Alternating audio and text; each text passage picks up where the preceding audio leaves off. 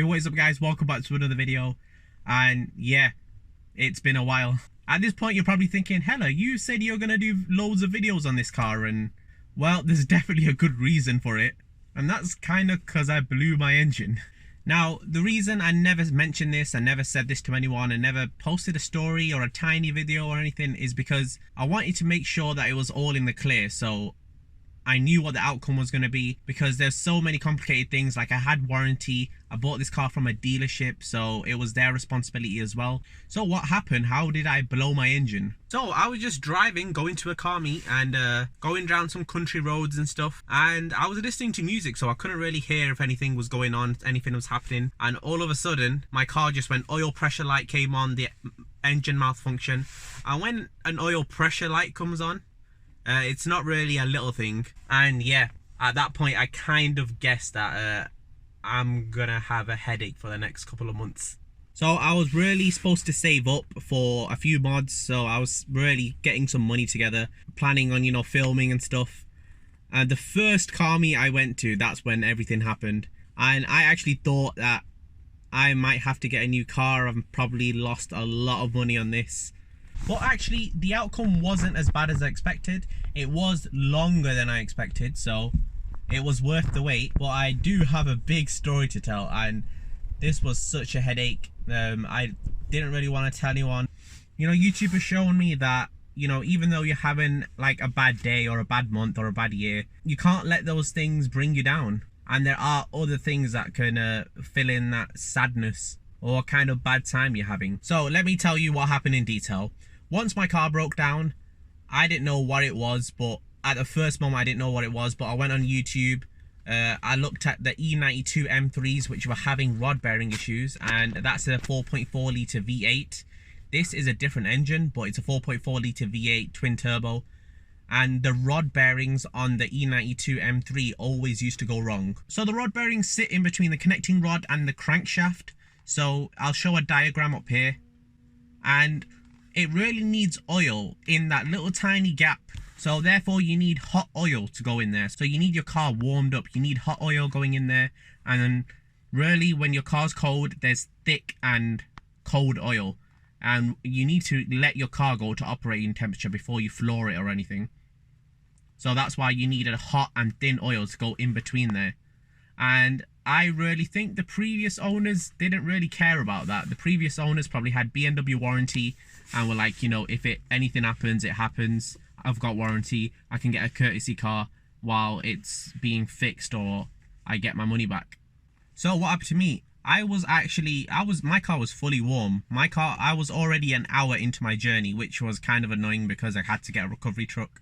I was already an hour into the journey, and then it failed. I wasn't 100% sure of this until I took it to a garage, and then they confirmed it. They were saying, yeah, it is the rod bearings. So where the headache actually started, you'd think the headache started earlier, but it didn't. I called the dealership up and I said, this has happened to my car, and they were like, okay. They were actually really nice. They were like, okay, we'll note this down. And they advised me to let the warranty company know. So I phoned the warranty company and I told them, and they were surprisingly really nice as well. Like, all the videos I've seen, people always complain about the warranty companies, but this one was really nice actually. And this is where the issue started. So they told me to take it to a garage. I had no problem with that. You know, my car might be getting fixed. So I took it. So I got a recovery truck, took it to the garage, and then this is where the issue happened. So the warranty company and that garage would talk to each other. I was out of the equation here. I was just, you know, sitting at home making YouTube videos.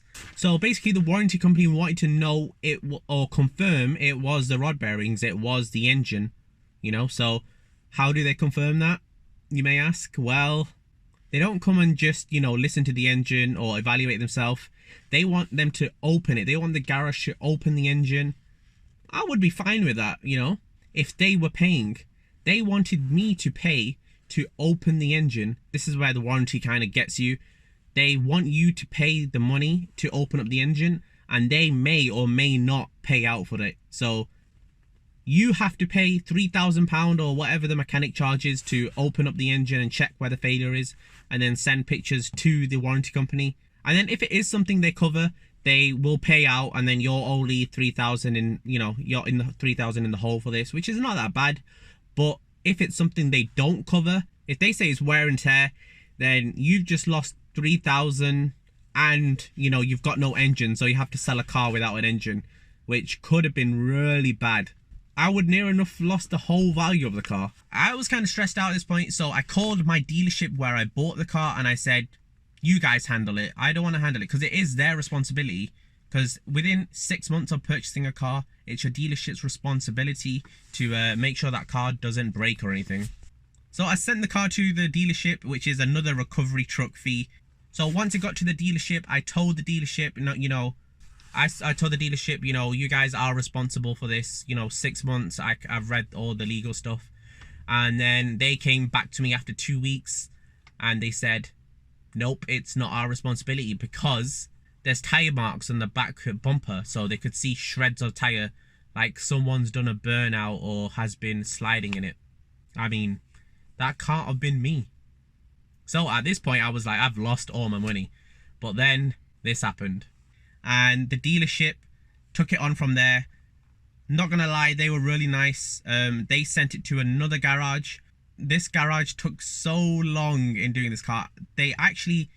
So this garage also helped me out a lot, because remember that 3,000 I said I had to pay to open up the engine? Well, the garage convinced the warranty company that they should come down and see the state of the engine, just, you know, in the car and starting the car, the state of the engine. And then someone actually came over, looked at the car, started the engine, listened to it, and yeah, that's definitely a rod bearing failure. So I did end up not having to pay the 3,000. The garage helped me out a lot. They convinced the warranty company to just, you know, not open the engine up. And then right then, which was the good news, my dealership phoned me up and they said, your engine is being covered by the warranty company. So now obviously I'm extremely happy. Can't wait to get my car back. They said it's going to come back at the end of October. So I was really happy with this. I was like, the end of October, that's only 1 month away for a full engine swap. I know it can be done, a lot of people can do it within 2 days or so, but for a retail garage to do that, that sounds really cool. And this garage were actually professionals, and they actually made sure that the warranty gave me new turbos, a new engine, of course, all oil lines, everywhere where oil has been is new, which is so cool, because what's that, like £40,000? And my car's not even, I bought my car for £32,500, and the warranty company I probably paid out, including labour, probably like £50,000. I don't know how much the bill was. I'm gonna get an invoice soon. I'm contacting them to try and get an invoice. So then what happened? The end of October came, car's not ready. The way they were saying it is like, it's hardly, they've not started or something. So I called them, and then November comes around, I phone them, they say, yeah, it's ready to, we're ready to take the engine out. So I was like, oh, okay, they've not even taken it out yet. I was like, okay, maybe if when they take it out, they're going to get straight to it. They're going to swap the engine, because they had the engine right there. They're going to swap the engine, put it in. So I phoned them later on, and like 2 weeks have passed. Yeah, we're going to get ready to put the engine in. Really, at the end of it, long story short, the car ended up getting completed at the end of December. So I only got it like 2 days ago. So I am thankful for that. You know, it could have been a lot worse. So I'm in no position to complain about it.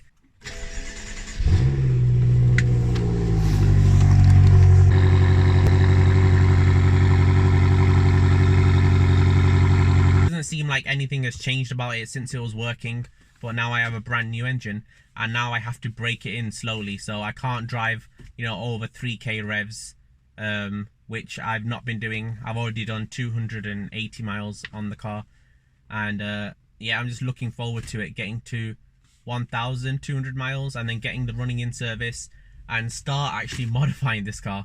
I know it's been what, like 6 months that I promised this, but 5 or 6 months. You guys put down in the comment section, if you got to this point of the video, what you want me to do. So what mods do you want? What color do you think I should wrap the car? What wheels? What shall I do to the car?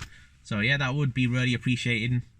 And yeah, I know I haven't really shown much of outside the car. It's winter, it's cold. I have left a few clips in. I'm just right now, I'm just happy to get the car back, and I'm looking forward to doing more content on this car. So really, thank you all for watching. Of course, I never thought people would be interested in this kind of stuff, you know, my personal life. But yeah, thank you so much for watching, and I'll see you in the next one.